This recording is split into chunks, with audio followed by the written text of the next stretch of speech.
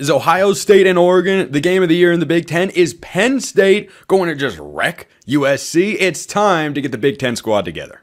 You're talking ball with the Big Ten squad. From USC to Ohio State, from Michigan to Oregon, from Nebraska to Washington, it's the local experts of the Locked On Podcast Network bringing you scoops, breakdowns, and the most comprehensive preview of the upcoming Big Ten weekend. No hurt feelings and thin skin allowed. Squad up, you're part of the Big Ten squad. Welcome to the Big Ten squad, everybody. I'm Spencer McLaughlin in for Craig Shemon.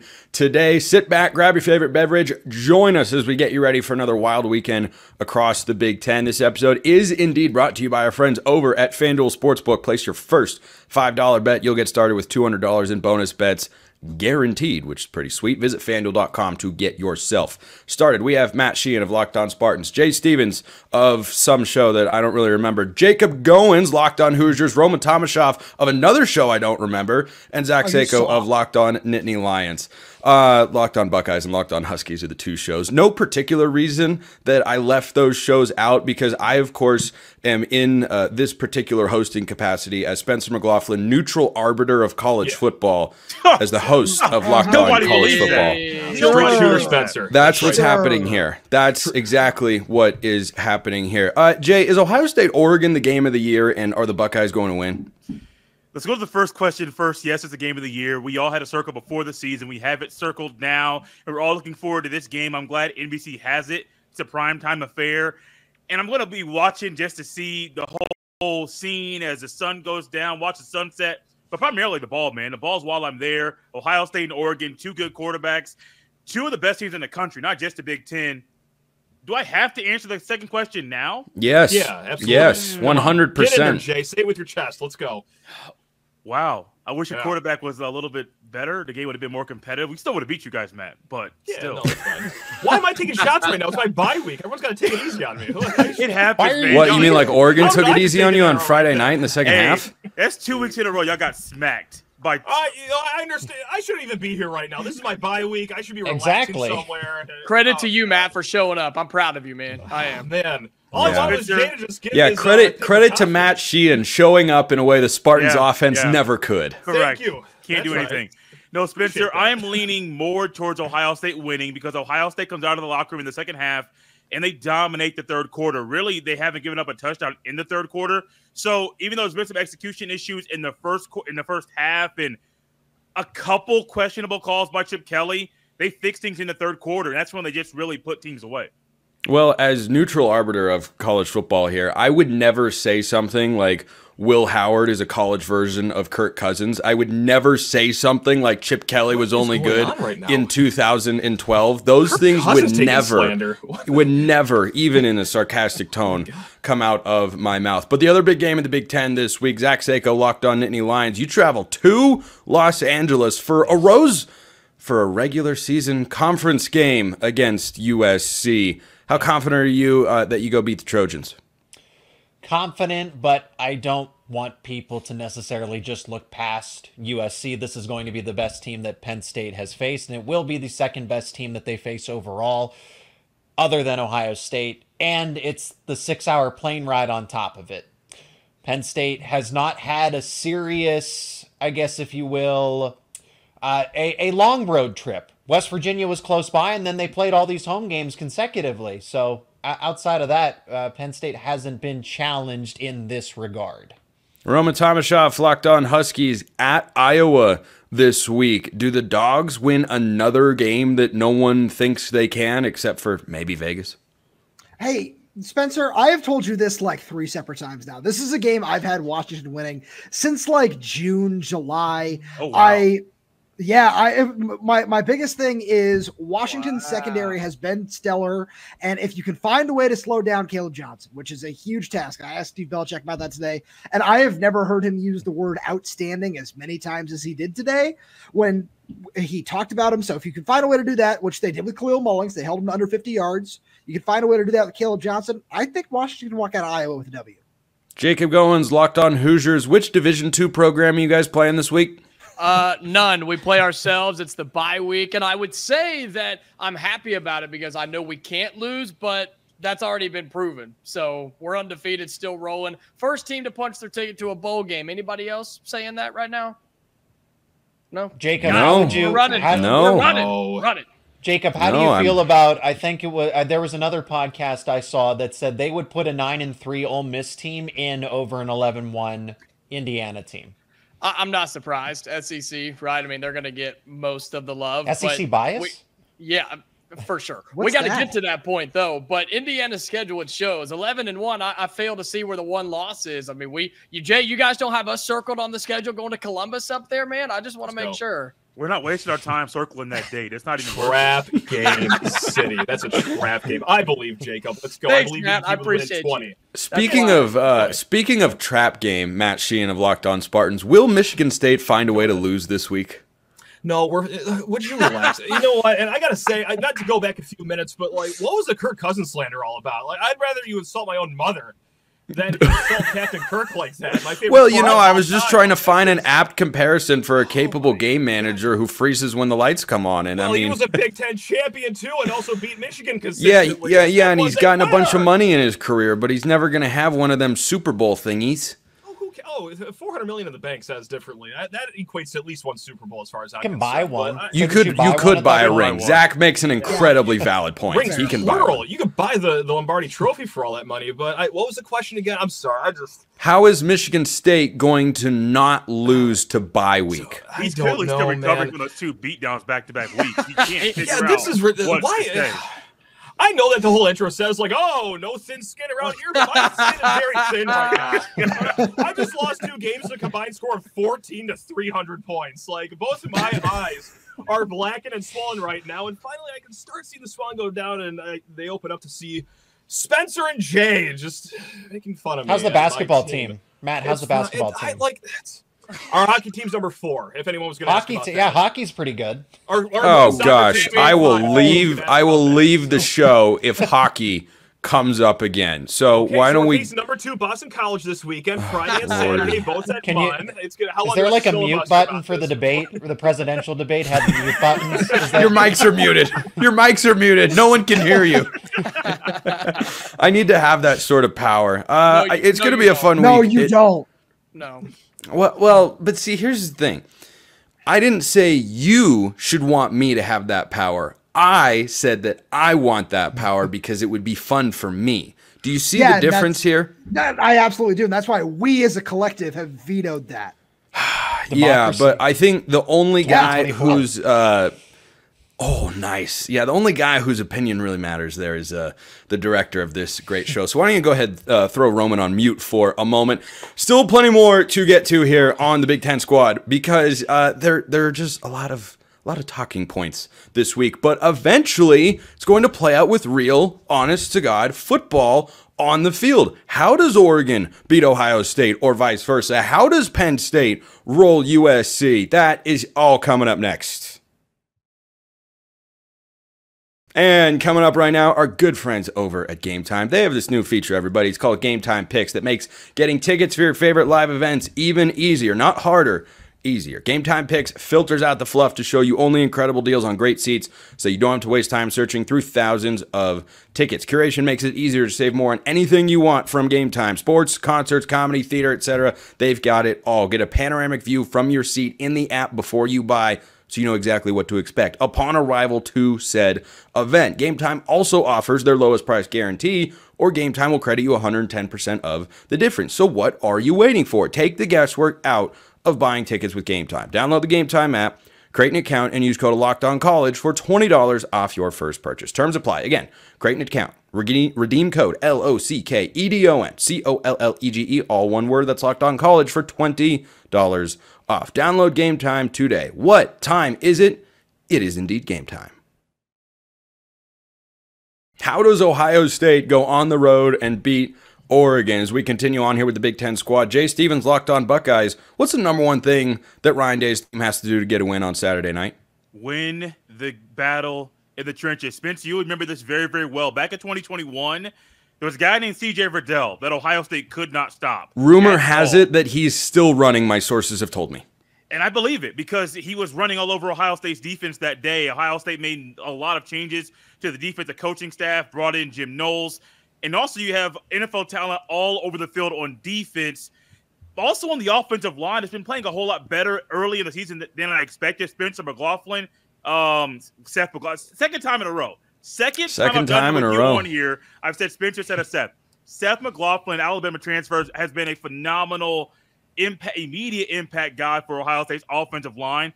If the Buckeyes win the battle of the trenches, they'll win the game. Matt Sheehan, Locked On Spartans, you watched this Oregon defensive line last week. How do you feel like they match up with an Ohio State offensive line that you've also seen this year and it went great? If I could just offer, one thing other than just being the punching bag here on the show, I do have a unique perspective in the sense I've watched both these teams in the last 2 weeks. So this is very fascinating. It's Lightning versus Thunder. Right, Ohio State, those are the best skill position players that I think are around in the country, whether it's the running backs, the receivers, and you also want to borrow some secondary players in the defense. Those guys are outstanding, but, man, I feel like last week the Oregon trenches, they blew me away. I thought they'd be fine. I thought they'd be good, but, wow. Your running back was having his way. He was covering 8 yards of ground before even getting touched. The defensive line, my goodness, lived in our backfield at some time, so it's going to be a great battle. I think Oregon squeaks this one out just because if I've learned anything over the last few years of college football, trench play is the way to go. So that's where I lean right now. It's going to be just a fantastic Saturday, though, guys. Since the decade switched over to the year 2010, Oregon and Ohio State have matched up 3 times on the football field. The team that has won the rushing attack is 3-0 in those particular games. I don't think that changes on Saturday. But Roman Tomashov, Locked On Huskies, you were shaking your head no, as Matt Sheehan answered. Would you care to verbalize? Why. Your mic is live. I'm allowed to speak again. Spencer, yes. By the way, Michael Dyer, also still running. No, he's not because he was down. No, he wasn't. But in this game where I would prefer that neither team win, I've got Ohio State here. Sorry, this is not European soccer. We play American football with wins and losses. I wish this was soccer, man. I'm with Roman here. I wish both teams could lose simultaneously. But if I can't have fun, no one can have fun. That's right. Exactly. Matt's with me here. This is a fantastic point to take. I've got Jay's Buckeyes here. I'm really curious to see what Oregon's offensive line will look like against this pass rush. They did make some changes, Spencer. I'll give you that. They look better after struggling with Idaho and Boise State. I'm not going to let anybody forget that. But I just think that this Ohio State offense is a lot of fun to watch as well. And I think Jeremiah Smith scores 2 touchdowns in this game. The Jeremiah Smith factor is interesting. I talked about this not me, but someone who bears a striking resemblance to myself, and I think does a great job over at Locked On Ducks, was talking about how Oregon's secondary has been sensationally good this year, and Jabbar Muhammad is probably an NFL caliber corner. I do wonder if Oregon takes a chance and goes single high safety, or if they're cover 0 and you're one-on-one on the outside. Can Nico Reed or Dante Manning go 1v1 with Jeremiah Smith or Emeka Egbuka? My confidence level isn't supremely high, which then plays into the chess match in this game, Jay, of does Oregon just sit back in coverage the whole time and say, hey, we need our defensive line to dominate because we don't want to take chances with these wide receivers, even though the secondary has played really well. I think that's going to be the most interesting chess match in this game is Tosh Lupoy and Chris Hampton, the co-defensive coordinators against Chip Kelly. It has to be. I mean, it has to be the thing. Jeremiah Smith is one of those guys that I've never seen before. I have never seen a true freshman come in and immediately dominate since day one. We talked about on Locked On Buckeyes about what his projected stats might be for the end of the year. Didn't even dawn on me that the projected numbers would beat Chris Carter's true freshman records for being a receiver at Ohio State. That's just how good he was projected to be before. He's already exceeding expectations. He believes that in any one-on-one situation, it's his ball. Will Howard threw an interception early in the season, I think second or third game, a one-on-one situation to Jeremiah Smith. Jeremiah Smith took the blame for that because he says, that's my ball. Then the next couple of weeks, he showed everybody he can make those catches in one-on-one situations. If it is one-on-one with him, he's going to win that. If it's one-on-one with Egbuka, he's going to win that. I also wonder if this is a game that Chip Kelly decides to get the tight ends involved because so far they haven't really done much in the pass game. been primarily blockers. G. Scott Jr. and Will Kazmarek, I think it's just one of those games where you get those guys Hold early. on. Back up. His name is what now? Will Kazmarek. And there is not a Z right there. It's K-A-C, but it's Kaz. That is a phenomenal name. I'm a big names guy. Yeah, big names guy. You just like rolled through that too. Yes, you like blew right past it. Let's go. You know, and we're all just sitting here in awe of your name pronunciation abilities. Like, when you got Tui Maloa on the team too, you kind of got to get this stuff done early as soon as they get on campus, because if not, you guys know college football fans will rip you because you can't pronounce the name correctly. Gus Johnson doesn't even say Tui Maloa. He says JTT. Keep it simple. I love it. I can't blame him. But I do think this is a tight ends game. But one of the two guys has to get involved, because if not, those one-on-one situations, they could be 50-50 balls. Ohio State wins sometimes. Oregon wins the other. Zach Seiko locked on Nittany Lions.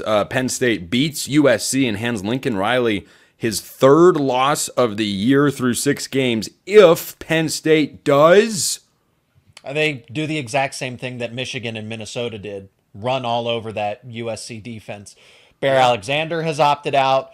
The front 7, particularly the defensive line, is losing depth progressively, whether by choice or not. I mean, I guess it's out of USC's control, but if the players are choosing to play or not choosing to play, the attrition is starting to show up for a USC defense that is much better from a season ago, obviously, but that's like putting lipstick on a pig. There was only nowhere to go but up for this USC defense. Penn State's offensive line, I saw some debates on X, Twitter, saying, Penn State fans came to the defense that said, Penn State's offensive line is great, or they're so much better than an example of a Northwestern. They're middle of the road, unfortunately, but they still are better than USC's defensive line. And if there's some injuries to the linebacker core, front 7 as a whole, I mean, USC's defense, with the Penn State guy as the defensive coordinator, D'Anton Lynn, that's the battle I'm watching for. Andy Kotelnicki versus the defensive coordinator for USC, Lynn, who was at UCLA and just had to, hop, skip, and a jump over to the Coliseum. So if Penn State can play a full game, because Wisconsin went out there and only played one half of football. They forgot that they had a second half. If Penn State is keen on playing full 4 quarters, USC could be 5-0. I don't look at them as this 3-2 unranked team. The ball bounces a couple other ways against Michigan and Minnesota. They win those games, and those are 2 impressive road wins, and this is a top 10 matchup. Unfortunately, that's not the case. So I look at it as Penn State is playing a pseudo top 10 USC team. Jacob Goins locked up. I'm sorry. Like, I just got to give Zach some credit there, because I thought you wore yourself out earlier, but go ahead. No, I got plenty of energy left, man. Come on. So I would say, if I was a Penn State coach, you just got to show up to the game on time, guys. Like, just make sure that you make kickoff, because that's all that you got to do to win. I love that you're building this up as, USC just a few bounces the other way. That is fantastic work by Zach. You got to be on the staff to get these boys dialed in. I love that. Jacob Goins, locked on Hoosiers. What's your outsider's unbiased take? Now, I have one as well, of course. But what's kind of your outsider's look at these 2 big games in the Big Ten? Well, I think for the Penn State game, they need to show me a little something. Like, I'm not sold on them yet. I still think they're a really good team. I think they're extremely talented, and they're one of the better teams in the Big Ten. But they need to go and handle business in this game. Matt's saying just show up on time. Show up on time and play the whole game and dominate and put this thing away. Because, as Zach was saying, yeah, USC is good, and you can make an argument should have won the games they lost. But Penn State's got to prove something a little bit to me. I think they do. I'll take Penn State. And then Ohio State, Oregon. This is a prove-it game for Ryan Day as a head coach at Ohio State. Go out and get a big-time win with the more talented team, but you do have to take on an Oregon team that's gotten better, I think, over the last couple of weeks. Spencer, you wouldn't know anything about that, but they have gotten better. I know you don't watch them very much, but I think Oregon is a really good team. Can they win it? Yes. But if Ryan Day gets this one, Ohio State is cruising until, this other team that wears red comes to town. So other than that, yeah, that's what Nebraska? No, we'll take care of them next week. Don't worry about them. Yeah. So Ohio State got to show something. Ryan Day, big time moment for him. Get through Oregon. Ohio State's cruising. Here's an interesting question to answer on the other side of the break. Who needs this win more to cement themselves as a coach that can win the big one?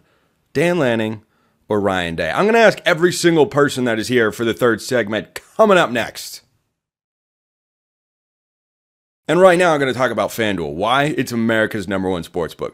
Do you hear Jacob say that he thinks so and this team could win the game, and think to yourself, you know what? I don't know that Jacob knows anything about college football. I just want to go bet against him. Well, FanDuel.com is the place to do that. NFL fans, you can start the season with a big return on FanDuel. So when you get a hunch in the middle of the game, you can check out the latest stats, view live play-by-play, and so much more on the same page where you place your bets. You'll get started with $200 in bonus bets guaranteed when you place your first $5 bet. Guaranteed. You don't even have to be right. You can be as smart as some of us are sometimes with the score predictions that we roll out on a weekly basis. But you get the guaranteed $200 in bonus bets when you place your first $5 bet. You want to bet college football?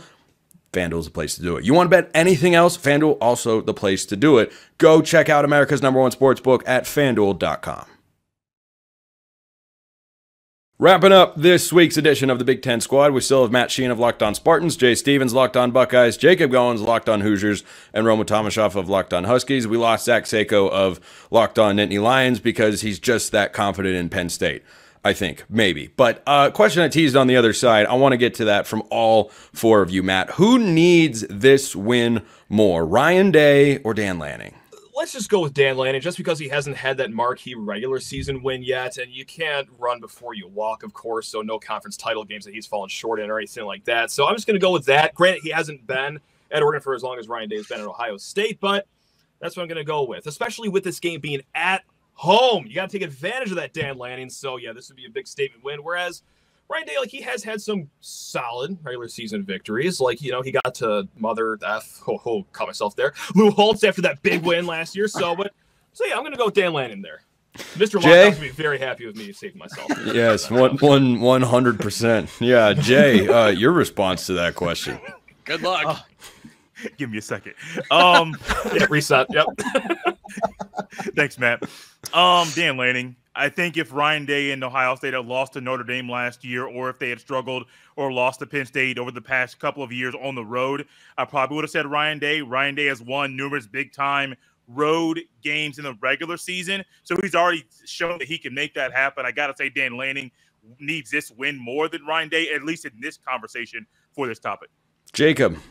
I kind of gave my answer away in the previous segment, but it's Ryan Day for me. It's Ryan Day because they are the more talented team. I think they have bigger aspirations. Yes, Oregon still wants to compete for a national championship, but I think Ohio State has a better chance to do that. And we've seen in the regular season, Ryan Day has fallen short against the one team that they're supposed to beat the last couple of years. And I just don't know how well it's going to go over in Columbus. Jay, you may be able to help me out here if you go out and lose this game, because there are some tough games still on that schedule. And again, I can't stress this enough. Ohio State's the better team. I think it's Ryan Day, man. He's still got to prove a little something to me.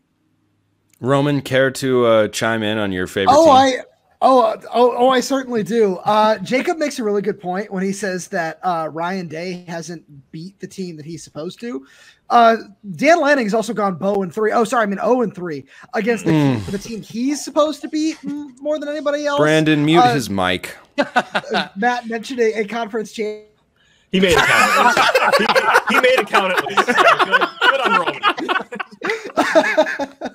I like that I have 2 mutes and everybody else has 0. This is great. I love this. There's definitely no bias in that outcome. No, not at all. None at all. Jeez. But I do think it's Dan Lanning. I took a second there to look at some of his signature air quotes wins against Utah and Colorado and Liberty. So, say what you will about that. So I would say Dan Lanning, because also, as Spencer, you and I had this discussion off the air the other day, very nicely.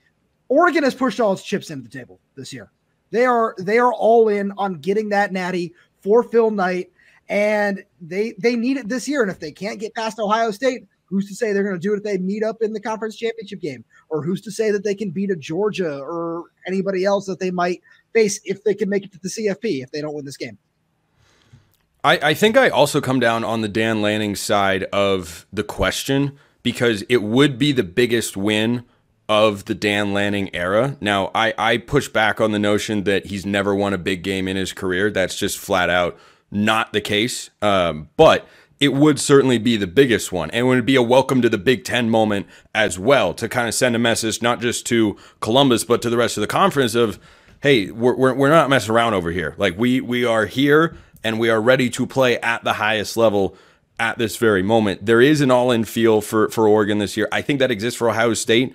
And one of the reasons I've compared these two teams a lot in the offseason is that both of them had a bunch of key returners that could have gone to the NFL. For Oregon, those are guys like Jordan Burch, who just tore up literally the entire Michigan State offensive line on Friday night. A lot of fun. It was JTT for Ohio State, or Jeff Bossa for Oregon, or like, you can keep going down the list, and you got close to half a dozen guys on both teams that could have gone to the NFL, came back instead, and you don't have to replace those guys' production from the prior year, and you get to have them on the field for one last season. So I think I agree that the answer is Dan Lanning. But there are other games in the Big Ten this week that we'll wrap up with here. And Rutgers, speaking of surprise teams-ish, now I'm not shocked that Rutgers is sitting at 4-1 here, Jacob, and they are playing host to Wisconsin this week at home, less than a field goal point spread.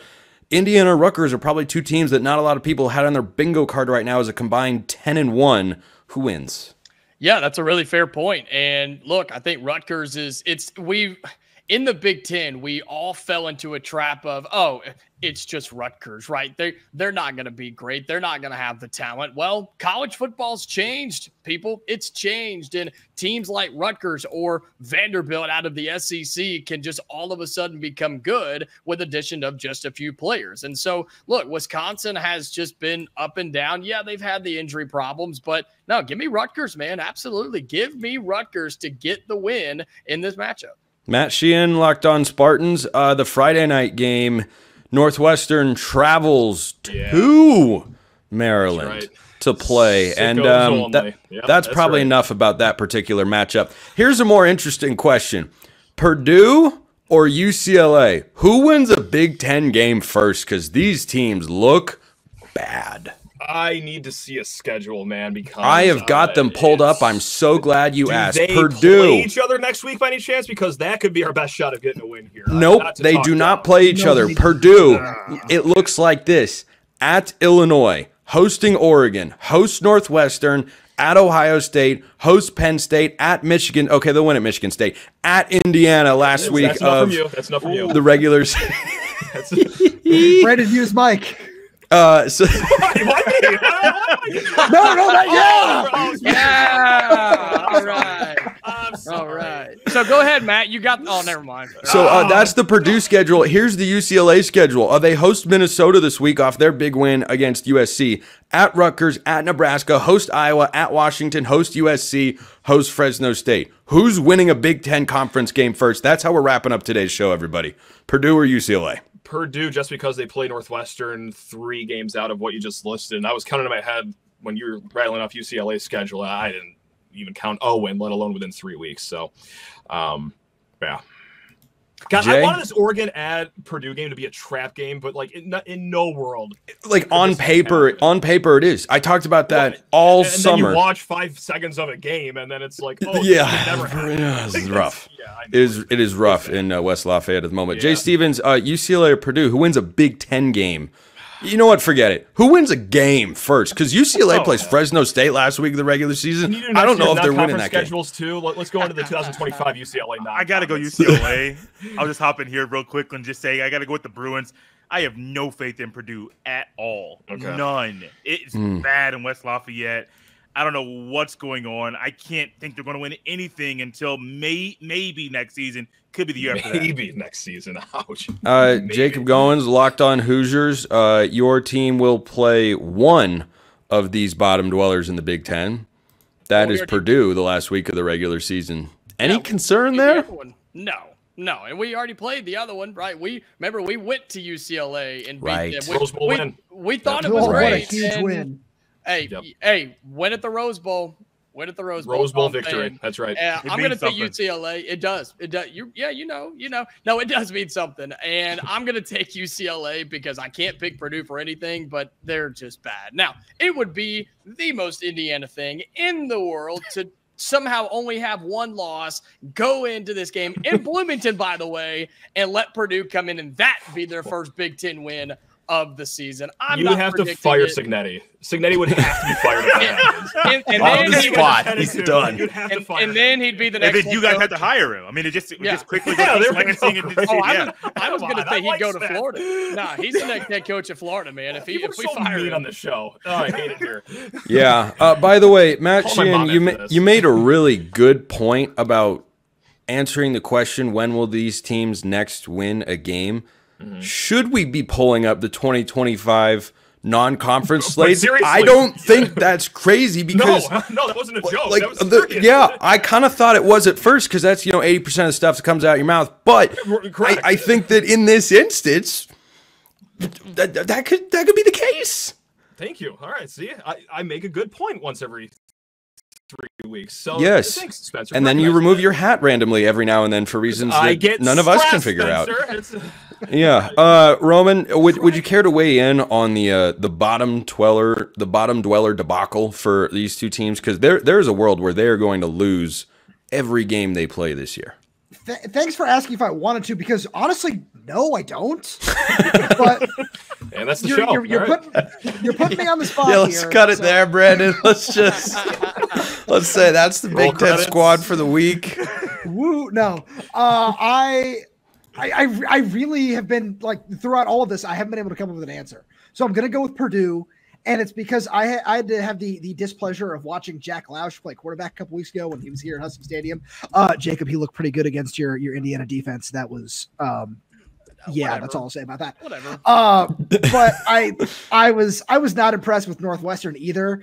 So I want to say it for that reason alone. I can't wait to watch Fresno State beat UCLA in that same regard. That's going to be absolutely hilarious. But yeah, no, I just give me Purdue, and that's the only reason why I don't think either of these teams will win a game for the rest of the season. Well, Zach Anderson Yoxheimer of Locked On Bruins, in true UCLA fashion, didn't show up today. So it's all too fitting. That's going to do it for the Big Ten squad. Matt Sheehan, Locked On Spartans. Jay Stevens, Locked On Buckeyes. Jacob Goins, Locked On Hoosiers. Roman Tomashoff, Locked On Huskies. I'm Spencer McLaughlin, Locked On College Football and Locked On Ducks as well. Follow and subscribe to your favorite Big Ten teams. They're everywhere. We'll be covering your favorite team every day throughout the season. And don't forget, all of you covered on the conference, or Craig will rather. I've got you covered over on Locked On College Football, part of the Locked On Podcast Network. Your team every day. Come back, Craig, please.